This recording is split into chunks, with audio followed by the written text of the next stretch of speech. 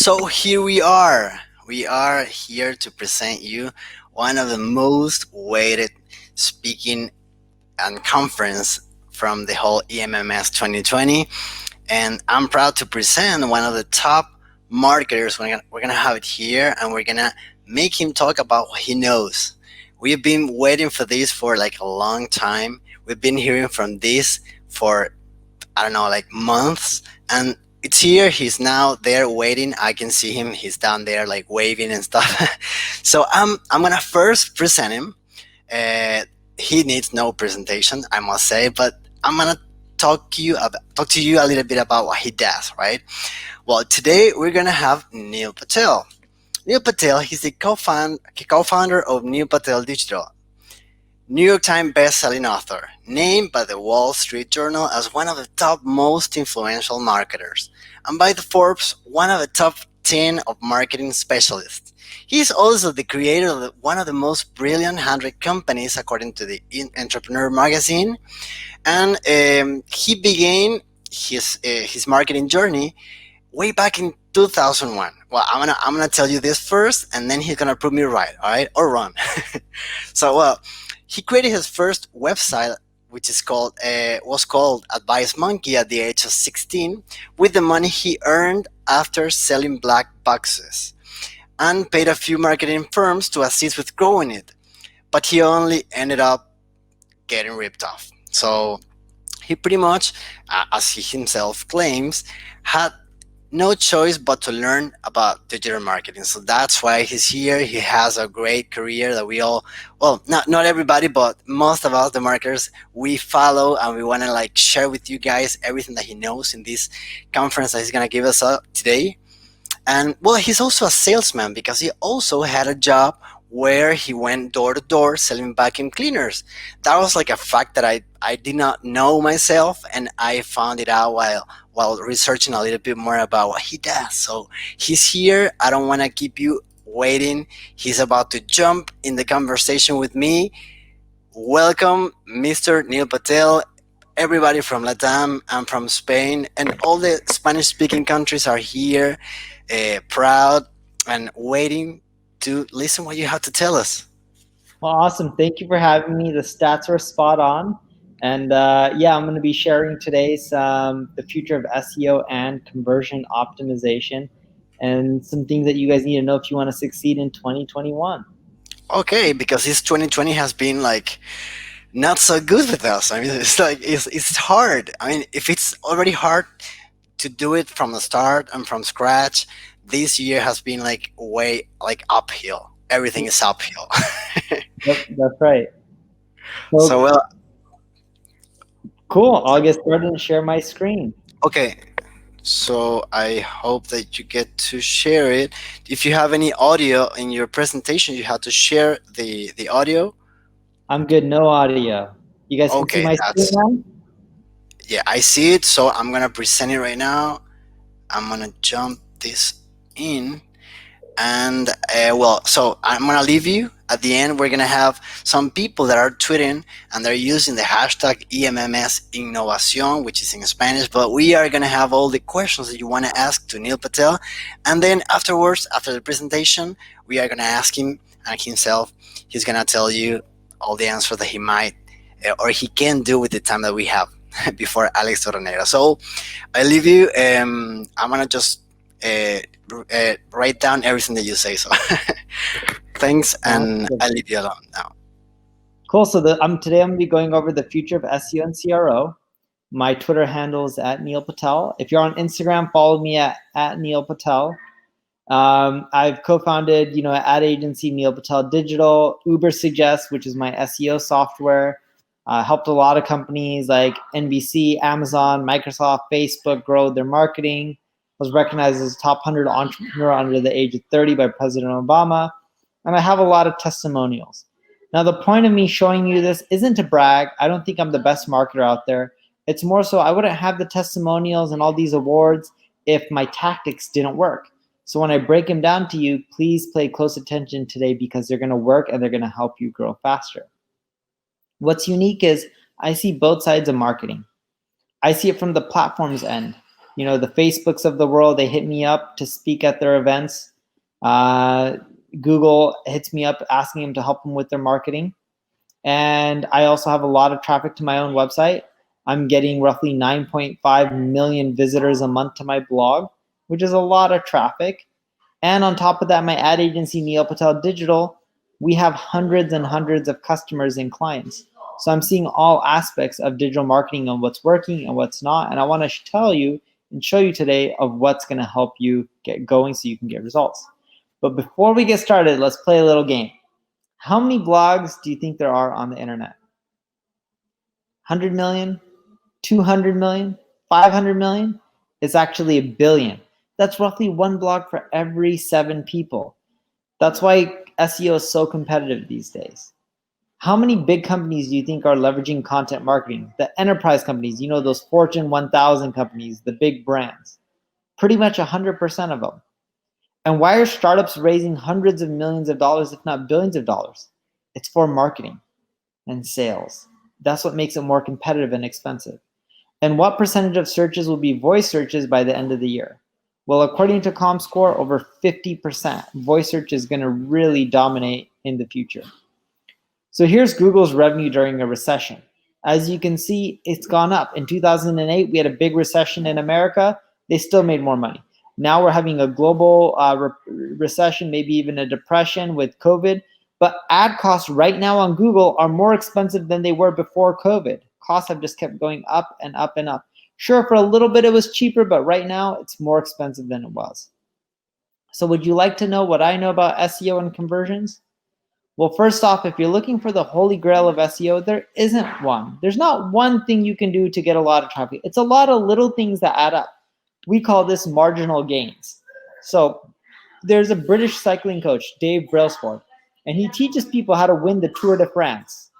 And he says all the little things that you do can add up, and that's what can help you win. It's not one thing. You could tell people, pedal your bicycle faster, train harder, but everyone already does that. But you know what? If you sleep really bad the day before your race, you're going to do good? No, because you're going to be tired. If you have a bad seat that's not comfortable, you're going to do as well? No. If your helmet isn't as aerodynamic, you're going to do as well? No. So it's all those little things that add up. And each one may give you a 0.5%, 1%, 2% gain. And that's what allows you to win in the long run. They add up. So fact number 1, content marketing is going omni-channel. Here's a marketing spend by channel. Most companies spend their money on Google AdWords, then Facebook ads, then SEO, content marketing, social media, organic, and then other. And then when you look at the conversion rate by channel, you're seeing AdWords, then you're seeing Facebook, then SEO and content, social media, then other. Look, AdWords makes sense why it's the highest converting because you can type in a keyword and then have a page that's about that. Facebook is not keyword based. SEO and content, you need a lot of text on a page for it to convert well. Now, when you look at the ROI, of course, SEO tends to produce a better ROI. Average number of social shares per post, it's just been going down and down and down. The data is not that great. And why? It's because, these algorithms want you to pay money for ads to get the reach. And if you look at where people are publishing content, Google does not penalize for duplicate content. So when you publish your content on your blog, after a few days, then publish it on Medium, then Tumblr, then YouTube, then Facebook, then LinkedIn and Twitter, and the list goes on because it allows you to get more reach. What percentage of your organic search traffic goes to your blog? That number is continually rising. Why is this? They want to rank content-based pages more than image-based or content-based pages over product pages or landing pages that make people money. They want those people to spend money on the ads. Hence, text-based pages tend to rank better. Now, what portion of your customers first found you through your blog? Blogging is a huge way to gain new customers. You need to create that content to get those new customers. I don't care if you're e-commerce. E-commerce, you can write blog posts like 10 best fridges, 10 best toasters. For service-based businesses, 10 best SEO companies. For you can literally do it on anything. 10 best local repair shops, 10 best SEO companies, 10 best CRM companies, if you're selling a software, you literally can write content to get customers from almost any industries. Now, what has led to your biggest traffic gains? I learned this one from a Google employee. They said, Neil, did you know the majority of the content, majority of the world doesn't speak English? I'm like, I know this. I grew up in California. So many people speak Spanish. She's like, no, I know you get that. But the majority of the content that we're pushing out there on the web is in English, but people are searching on Google in different languages. So on my neilpatel.com site, we now have our blog in Spanish, neilpatel.com/es. We have it in Portuguese. We have it in German. We have it in Italian. We have Japanese. We have French. That's what's causing us to get those 9 million visitors. You got to translate your content. The next biggest gain is updating content. We only write one post. I only write one blog post a week. So that ends up being 4 a month. But we update 90 blog posts a month. Because there's so many blogs out there, Google wants to rank the new, fresh content. So you want to keep updating. Now, where are companies generating the ROI from their content? What they're doing is they're doing SEO to get traffic. Then they're taking that content, putting remarketing pixels, and then because they're building up that trust with people through that SEO content, then remarketing to those people, and then getting them back to their website and selling them on their products and services. When you also go omni-channel, guess what's happening with your CPAs? They're going down. People are saving money. And what's cool about going omni-channel is you can repurpose your content. You don't have to keep creating new content. You can use the same content over and over and over again, from Facebook to Instagram, literally everywhere. Fact number 2, user metrics are the key to beating Google. So Rand Fishkin at SEO once did an experiment where he told everyone on Twitter, hey, go to Google, type in best grilled steak, click on the first result, and then click the back button after the page loads, and then go back and click on the 4th result. Once he did that, within 70 minutes, the number 4 result moved to number 1. That's the power. Now, and even after a few days, that page still stayed up high up on top, and it was ranking very well for terms like grilled steak even as well. So it just shows you gotta go out there and get those user metrics. But how can you do this? Because you have a lot of pages on your site. You know, and the way Google's doing it is they're looking at where people are clicking, not just what's ranking on the top. They don't care about links. Yes, links is part of the algorithm, but they know when you go to the page, it's more important to be what a user thinks than the actual link count. So how do you do what Rand Fishkin experimented at scale? Well, you want to change your title tag and meta description to get more clicks, and I'm going to show you how to do this. First off, titles with questions get roughly 14.1% more clicks. This is according to ClickFlow. You get another 8.6% higher CTRs, right, by just keeping your title short, 15 to 40 characters. If it's too long, people don't click as much. If it's short, too short, you can't put enough keywords in there. So I recommend keeping it around 30 to 40 characters. On top of that, you'll get a 45% increase in click-through rate when your URL matches the keyword that they typed in. So here's what I mean by that. If your page is on steaks, if your URL is neilpatel.com/steaks, you're going to rank higher than neilpatel.com/blog/best-food-steaks. If it matches exactly, you're going to do better. Then on top of that, if you use power words, you can see an extra 13.9% increase in clicks. Power words are things like amazing, excellent, wonderful. These words have, express more meaning. They bring out color, and that's what people click on. Emotions do very well too. My daughter cried, and what happened next will shock you. My daughter ate this. My daughter ate a slice of pizza, and what happened next will shock you. That's an example of emotions, and that typically can get you extra 7.3% more clicks. If you add a meta description, meta descriptions underneath that title. If you don't have one, add one. Manually create it. Don't let Google pull randomly from your site, because then you can control the language, the text, the keywords. That can get you another 5.8% increase in click-through rate. Now, what we found is titles with years also increase click-through rates, but you got to update them each year. For example, how to start a business in 2020, how to start a business in 2021. And when you think about this, you can end up doing extremely well by just adding in the year. Evoking curiosity, another great way to increase your click-through rate. If you evoke curiosity, you can end up, getting quite a few more clicks. The 7 benefits of green tea, number 6 will shock you. Titles that resemble education also have 10.4% more clicks because people want to read educational information. And you're, of course, more likely to be successful if you look at paid ads. So when you make these changes, just be patient. It can take roughly 30 days to kick in. Fact number 3, what's old is new again. Your old content isn't getting as much traffic because remember, there's over 1 billion blogs. Google wants to rank the new, fresh content. So here's an example of one of my old blogs, Nutrition Secrets. We got a lot of traffic over the years. I eventually sold it. For every article I write, my team updates 21 old ones. So we keep them constantly updated so we get more traffic. But how do you update your old content? I'm going to show you how so you can get a lot of traffic and get similar results to this graph here. So step 1, you log into Google Search Console. Okay. Step 2, you click on the date. And I want you to then click on the compare tab and then click on compare last 28 days year over year.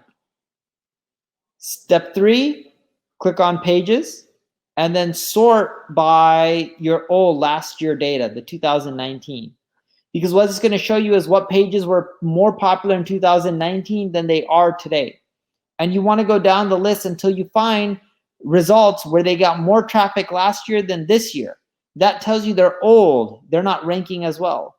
So you want to go through and update them. So you want to click through and look at the queries. And when you look at the queries, you'll want to do something that's really simple, in which look at all the keywords and Google them. These are the keywords in your article that it's about, and Google them and go to all the other pages that are in the top 100 or 10, more so, not even 100, top 10, and compare them to your website so you can see what's different and then adjust it to make yours better. So how do you do that? First, you look at your page. Anything that's old and outdated that doesn't make sense, delete it. Anything that you can do better, add a few more paragraphs, add some images, some videos, whatever you can do to make it better than the other pages in the top 10, do that. Then I want you to update the date that the article was published on to today. Then don't just think about word count.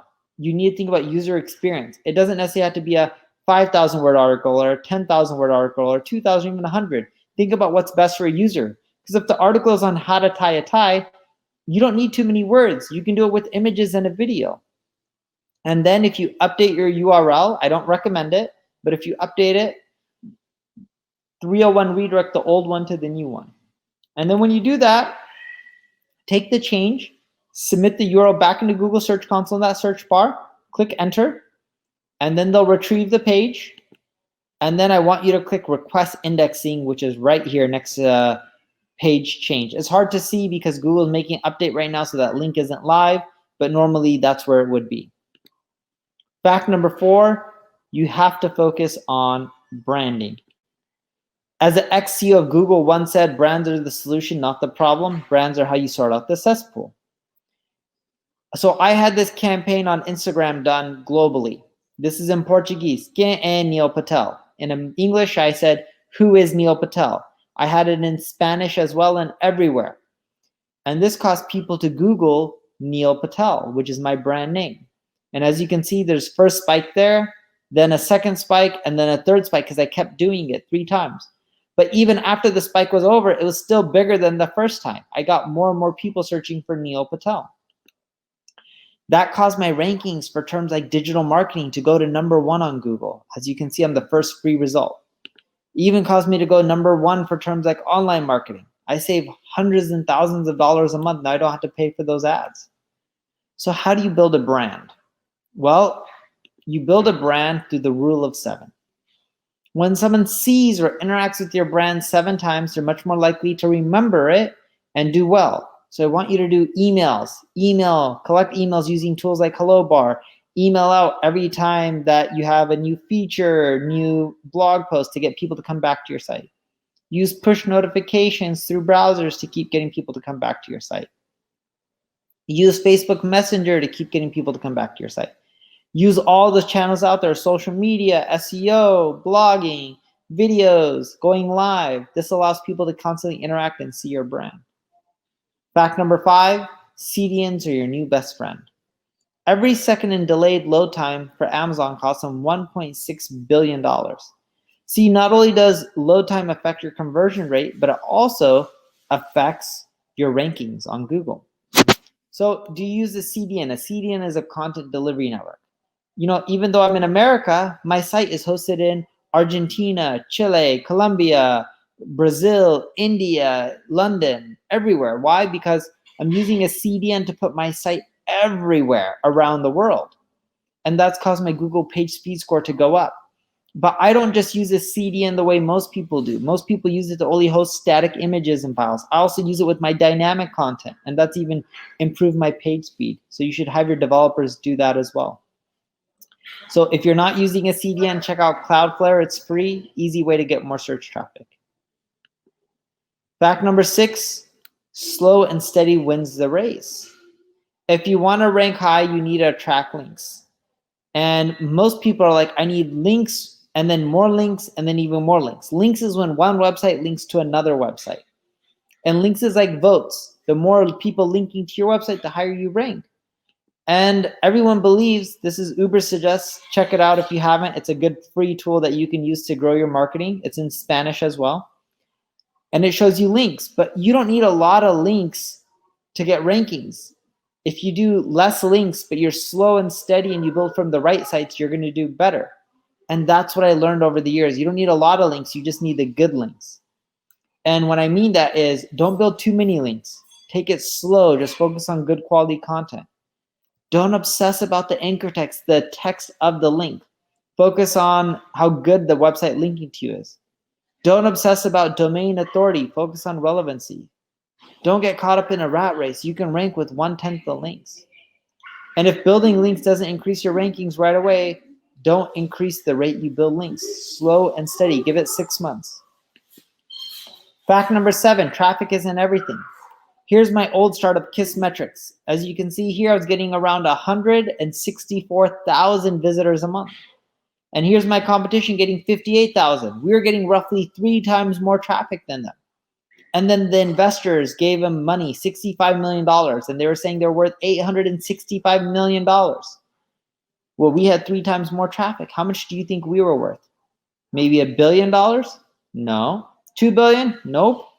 Maybe $500,000? Nope. We were worth less than $80 million. And that's when I realized traffic isn't everything. The real formula to success is traffic plus conversions cubed. You spend more time on conversions is what equals success. So let's go over some basic conversion tactics. Lead magnets, collecting a name and email. It's great. You should do this. This is an example from I Will Teach You to Be Rich. He gives you a free copy of his New York Times best-selling book. And you need this because emails convert so well. Look how much traffic I get from emails. It will be your highest converting channel. You need to do emails. You can generate sales. Here's a friend who started an email list and they started generating books, sales from books. Now, another thing is you can do conditional based questions. Do you want more traffic? Yes or no. If you say yes, I say send you more traffic. If you say no, I'll say congratulations on having massive traffic. Put in your email below and I'll teach you how to double your conversion rates. This works really well. Here's another one. This is a journey from aha to oh shit. I'm sharing my journey to 100,000 monthly visitors. I'm learning a lot and so will you. This works really well. E-commerce site, you can do coupon codes, discounts like $10 off for your email. You can also do proposals like bid sketch. You know, want to see a sample proposal, put in your email. Want to watch a video, put in your email. And when you get the emails, you can send them PDFs like this one. Hey, get the 10 mistakes on avoiding for copywriting and marketing. And the number 10 mistake was hire me. So then he's saying, He not only collected your email, but then he also told you, hey, hire him as well. Emails are responsible for 19% of our leads, but they make up 28% of our qualified leads. Emails are one of the best things you can do. Now, tools to create these emails, you can use HelloBar, it's free. ClickFunnels, also Bounce Exchange, that's the enterprise solution. Now, some tips for you when you're collecting emails. If you ask a yes or no question first, you'll typically generate 20 to 30% more emails. Journeys and courses convert better than ebooks by 16%. You should have multiple lead magnet offerings throughout your website, your homepage, your blog, your pop-ups. For every 100 visitors I have, I collect 5 emails. On average is what you should aim for, but I'm getting right now roughly 7.4. So that'll give you a rough benchmark. So how do you figure out what lead magnet to offer? You can use tools like SurveyMonkey to ask them, hey, how can I help you? What do you need help with? What would you like me to offer? So that way you can create better lead magnets.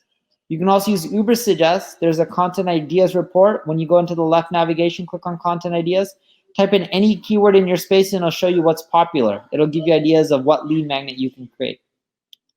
Fact number 8, your biggest gains will come from creativity.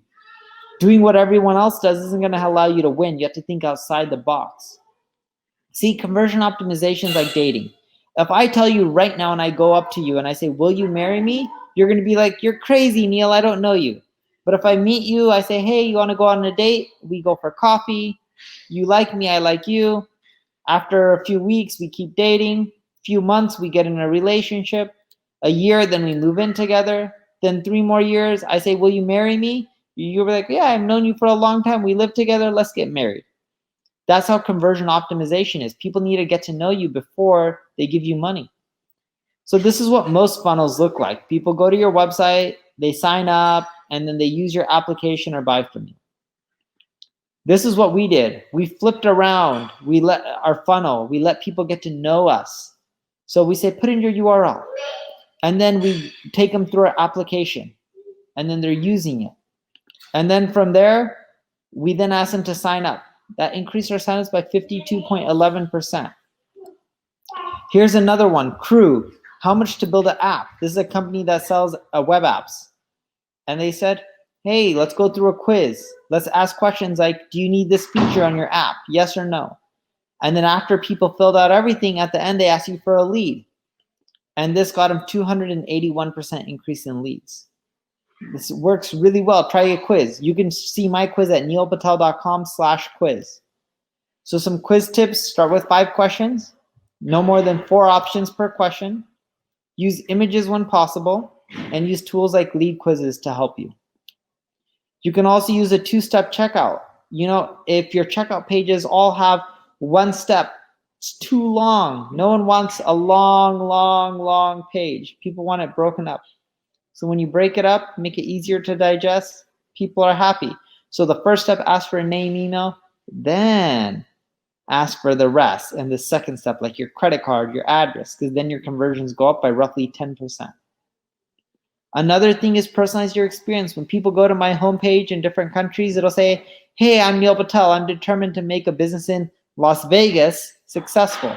My only question is, will it be yours? If you're in Buenos Aires, it'll say Buenos Aires instead of Las Vegas. If you're in Los Angeles, it says Los Angeles. If you're in Sao Paulo, it'll say Sao Paulo. And this little thing keeps people on my website longer, which helps with user experience and bounce rates. And it also costs 31% more leads. Now, some personalization tips. Use MaxMind. MaxMind's a really great tool. That's how you put the city that someone's in on your webpage. It won't be 100% accurate, but that's okay. And then try to personalize your web pages. We also use Schedule Once. Now with Schedule Once, if you collect a lead for your sales reps, after you get the lead, let them pick a time for the call. And when they do that, they can pick a day and a time. And we found that this gets 49% increased calls from my sales reps. This works really well for B2B and B2C. Another big conversion lift, this works well for e-commerce sites, all businesses, is chat. A lot of people don't have chat on their website. I don't know why. It works really well. And you can enrich the chat with data. And when we use the chat, it's responsible for 28% of our leads now. Works really well. Here's another one. Why not? Look, a lot of people don't like lead forms, so make them small, and as they finish typing it, it keeps expanding and putting more fields. Look at that. The fields keep expanding and expanding. And then once they put in enough, then they can then put in continue. You see that? I'll show it to you again so you can see. The fields start off small, only one field. As they type, more show up. Type more show up. They type, more show up. This little thing has really helped increase our conversion rates for leads. Try this out. Smart forms are now responsible for 12% of our leads. To win, you have to think like a winner. What do all these people have in common? Mark Zuckerberg, Michael Jordan, Michael Phelps. If you want to, their names all start with an M, but they actually all had mentors and coaches. See, Michael Jordan had Phil Jackson. He taught him how to play basketball. Michael Phelps had a swimming coach. Mark Zuckerberg had Sean Parker. If it wasn't for him, we would be using thefacebook.com instead of facebook.com. If you want to do well, you got to invest in mentorship and learn from the best. If you want to climb Mount Everest, you wouldn't just go over there, fly to Nepal with no training and start climbing without a Sherpa. You would die. You would get that training and slowly work your way up. It doesn't have to cost you money. You can read blogs, podcasts, watch videos, and your competition spilling their beans online. Why not learn from them? Listen to the podcast your competition's on. Read the case studies. This will all help you.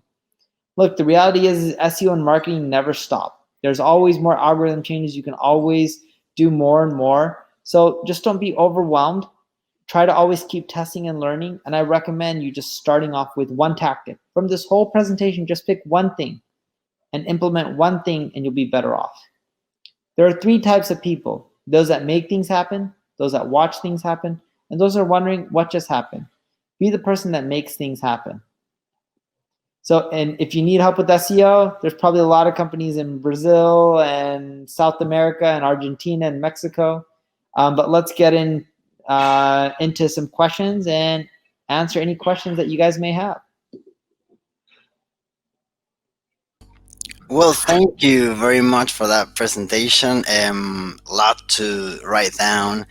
We're also talking to the team about those 21 posts that you refresh every time you make one, every time you post one, and the other 90 that you publish every day through all the media. So pretty interesting. Definitely. They also were talking on Twitter with the hashtag EMMS Innovacion, which is with C because it's in Spanish. You can check it out later. People were asking questions, talking about CRO, talking about SEO. So we picked some questions up. So I'm going to ask you here. Yeah. For example, keeping in count that Google every time brings more opportunities as the knowledge graph or the feature snippets and stuff. So they want to keep you on Google, avoiding you to go to the first site that you see on the click.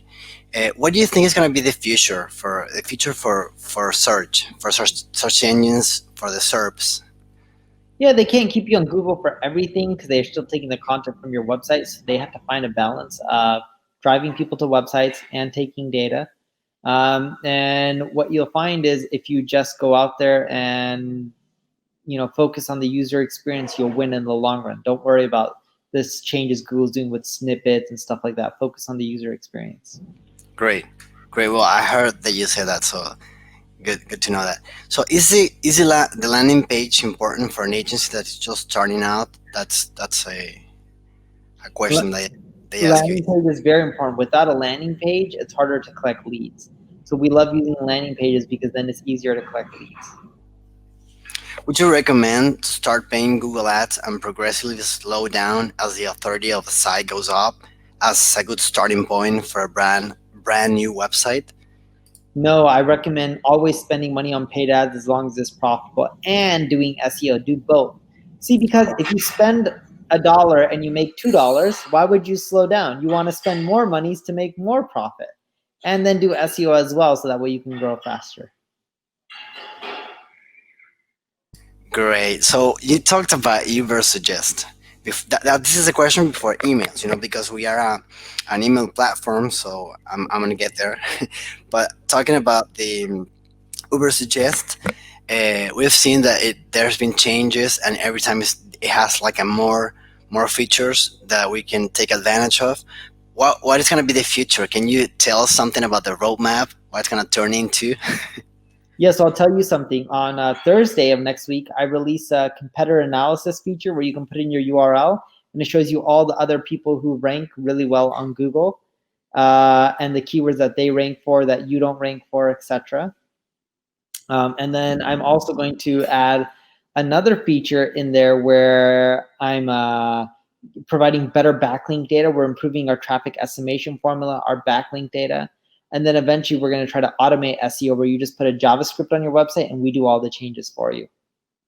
Oh, that's great. It's like to get the bridge, the gap between the keywords that we're not positioning for. Great. So you said that emails. We Doppler is an email platform. We talk a lot about email automation. We have all the forms. We also have integrations that connect your platform, your websites to Doppler in order to make them emails. So it was great that you actually showed that. And well, I can tell you in the name of the whole team that every time we make some presentations, we also use the data that we have on your website.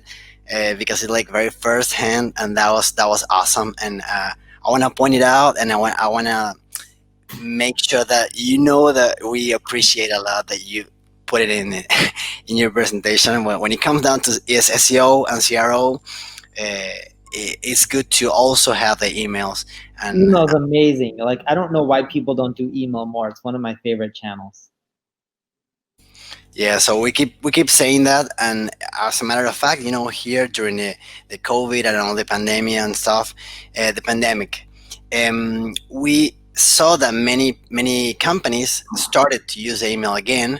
Yep. Some of the companies that had already a database that they were using, and they had all the fidelity and stuff going on. They had better results, and they kept. They kept afloat, so that was pretty amazing to see nowadays. Totally agree. Well, thank you very much. This has been everything that we waited for. It's our last day. It has been 5 days during the whole week, and thank you a lot for being here, for sharing this with us. I hope that your campaign, Who is Neil Patel in Latin America, gets better after this. That's right. Well, thank you guys for having me, and you guys have a wonderful day.